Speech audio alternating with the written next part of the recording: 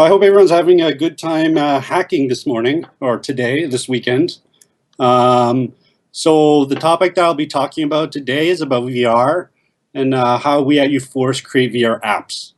So this is less of a tech talk and more of a live coding session where I'll be building 3 VR experiences. So I will start my slides. So who am I? I graduated from Waterloo 2005. Previously, I worked at Electronic Arts. Oh,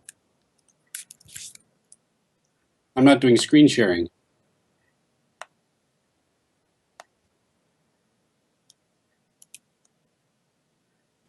Right. Everyone see that?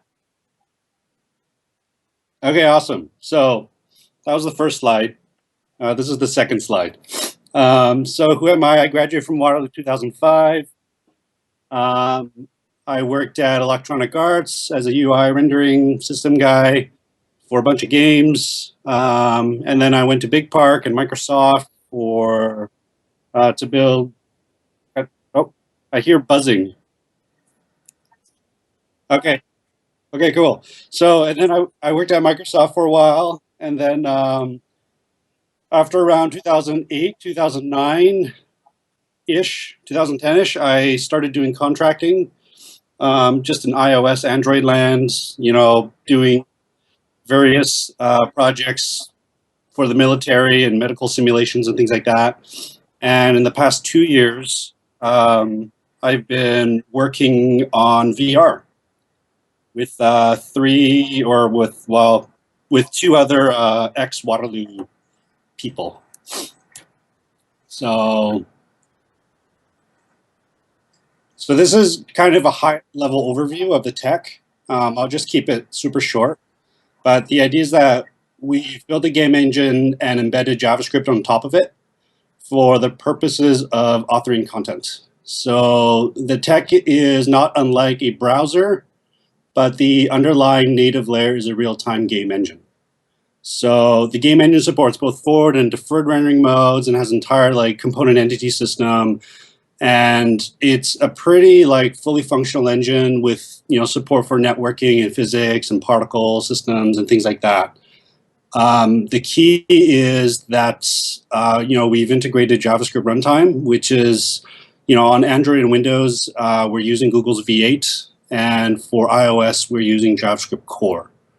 So the idea really is that we end up treating VR as web apps, and we strip away all the HTML documentation layer in favor of just a plain old JavaScript layer, kind of like Node.js.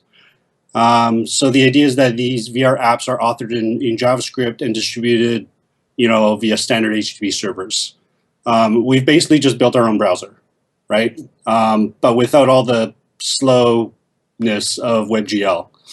And that's it. It's a super neat way of thinking about VR. And I should start building stuff now. Is everything still good? Hello? Okay.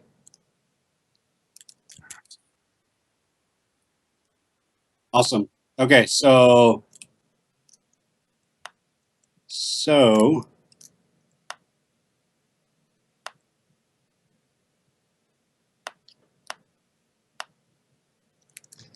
everyone see me? So I have my DK2 hooked up to my Mac right now, and the idea is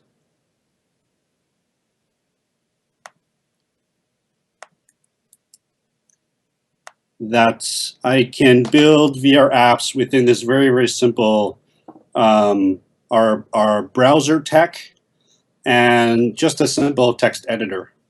And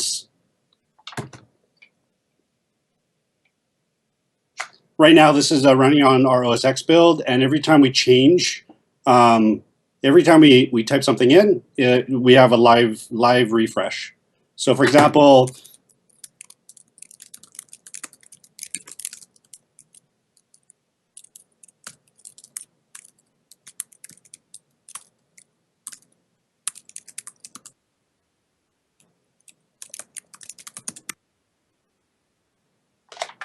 Hello world.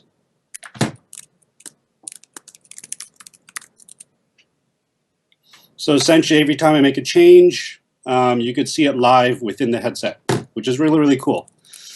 So that's Hello World, but really, the Hello World of VR is, really panoramas. So I'm just going to create a very quick panorama here.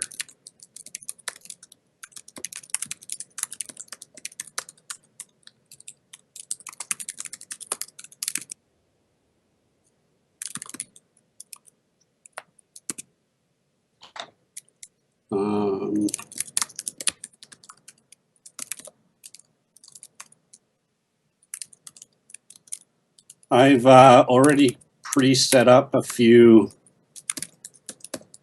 assets. Let me just make sure I get everything right. We create a scene.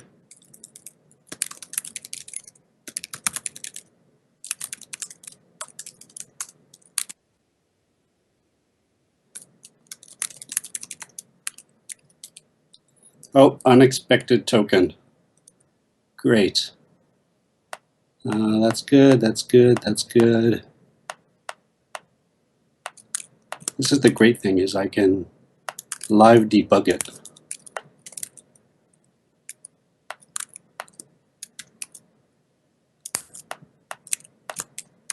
Oh, right there. All right.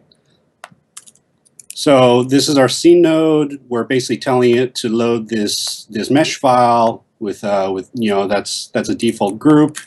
And the last thing is we want to add a texture to this thing.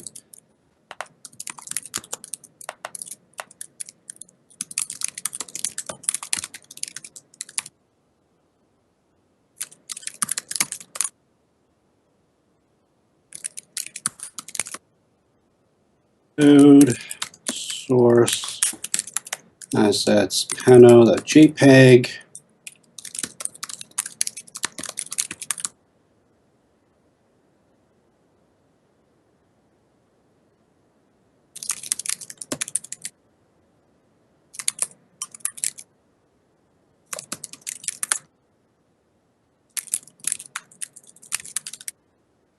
A full shader system.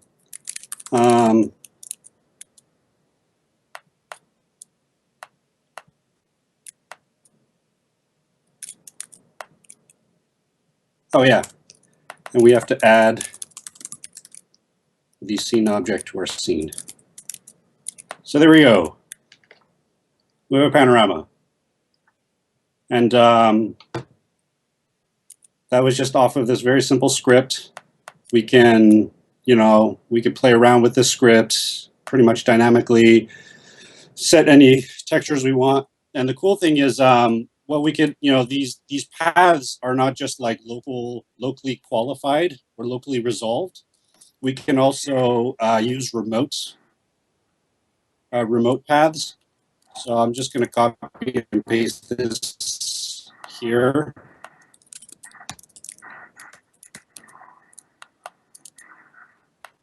So yeah, so we're just hitting an S3, in this case, we're just hitting some S3 endpoint, and now we're at Mars, which is kind of neat. And so that's how we build, panoramas, in a very, very quick, way. So essentially, our APIs are like web enabled.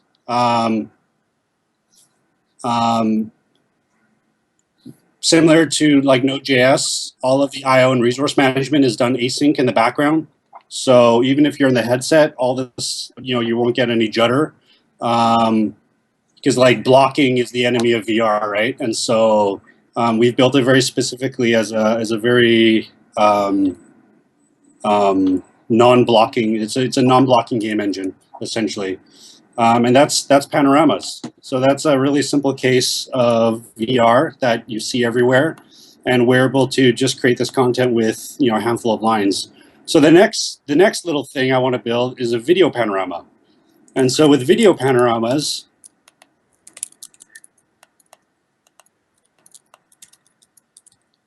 we need a media player.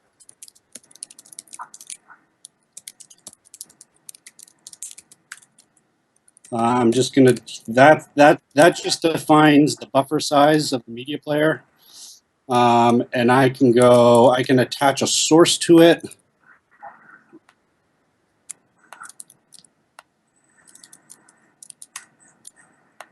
And instead of this texture guy, we're gonna, oh,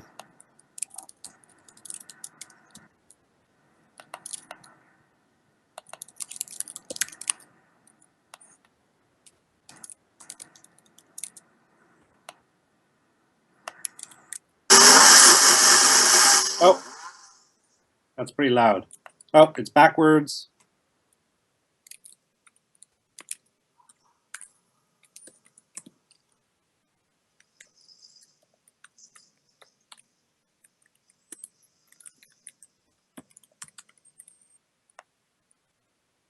Now it's forwards. And that's it. That's how you create a very simple video panorama.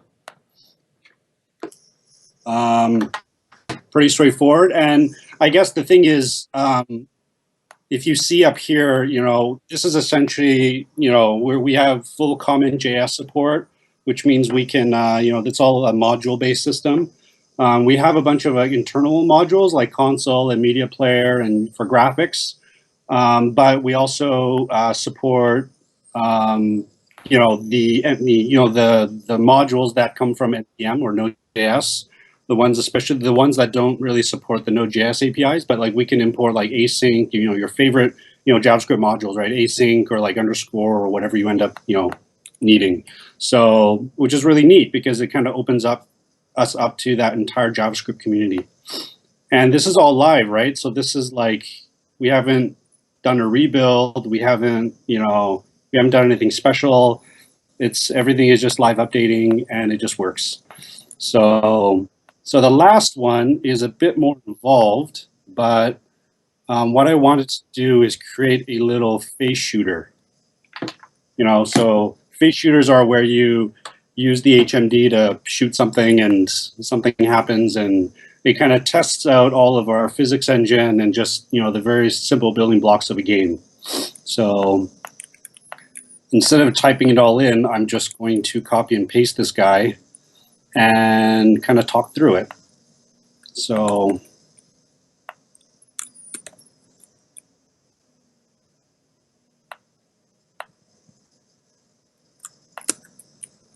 it's kind of like before. So instead of a panorama, which is just really a sphere, like a texture wrapped on it, we could also create these 3D rooms, right? And so in this case, we're creating a room with a render object with a certain translation, and we're also defining a rigid body, which is just a collision mesh with zero mass, so it's static, and with the right collision groups and things like that, and we give it a texture. So what that ends up looking like is this. Once I comment that in, so pretty simple. Here's the rigid body that you see, and here's the normal. Here's what that looks like. So the first thing you want to do is create a little target.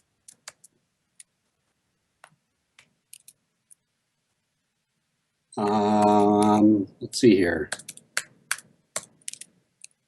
There's the target. If we set it to zero mass,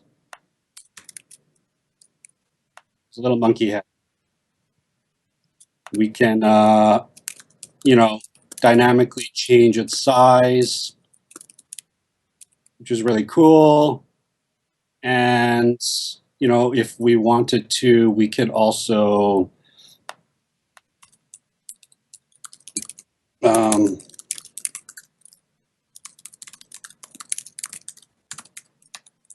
set interval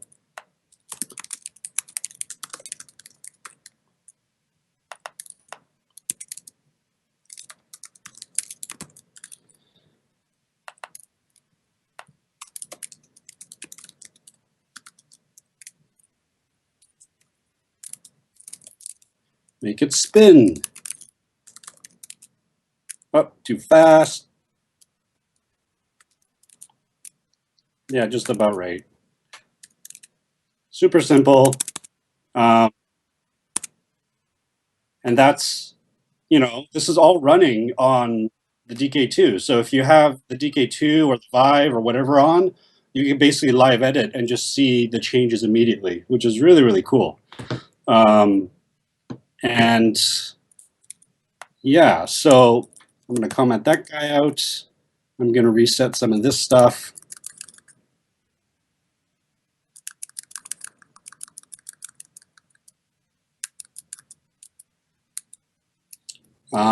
And I'm going to add a little projectile. Same thing, create a scene object, etc. This little JSON blob right here, honestly, could just be a file reference as well. So like we could dramatically cut down a lot of these APIs down to literally nothing. But for our case right now, this should be good enough. So if you just saw the little banana, it's right there. Oh, there's the banana.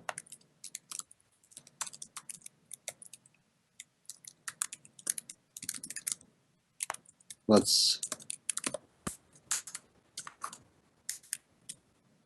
nope. There's the banana. Cool. So that banana looks good. So banana. So the last bit is the logic. So I'm going to comment that out first. So the idea is that we're, listening to the keyboard for the spacebar, and once the spacebar is pressed, we reset the projectile to center of the screen essentially, and we give it apply it a force to the rigid body to kind of launch it across the room. Some additional logic for collisions and what we do with the collisions when the target is hit. And other than that, oh yeah, I gotta. So there we go. We can launch a banana, which is kind of neat.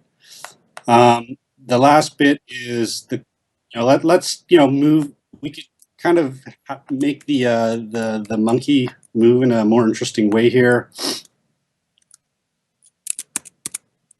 right? So these are the rigid bodies that are.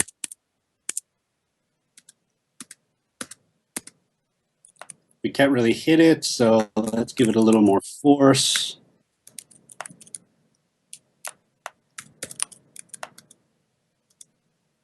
Nice. So we hit, and the game has ended. What we can do, so let's add a little celebration. Oh, it crashed. Let me start again.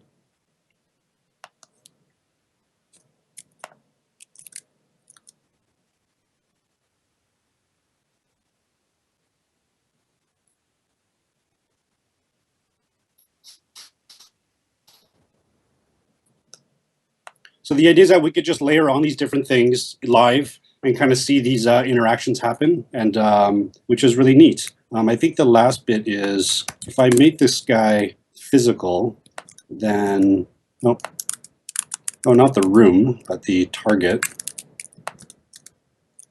right? You can kind of test out the physics. So there you go. So that we have a very simple face shooter built in our uForis platform, running off of this live editing environment. The script's not too bad, and everything is done live, which is really cool. So that's kind of the environment that we've been building all our apps in. I'm going to switch back to slides. So our platform runs on the Android Cardboard, Gear VR, iOS Cardboard, Win32, and OS X. We've been doing custom work, branded apps, using our tech. And some of our customers are in student housing, like Waterloo's local Domus, multimedia and film, Pingwick, and Virtual Hands, and we've also been slowly dabbling in travel. The idea is that we want to release these tools soon, hopefully within the next few months, and we'll also be hiring. So that basically wraps it up for my talk.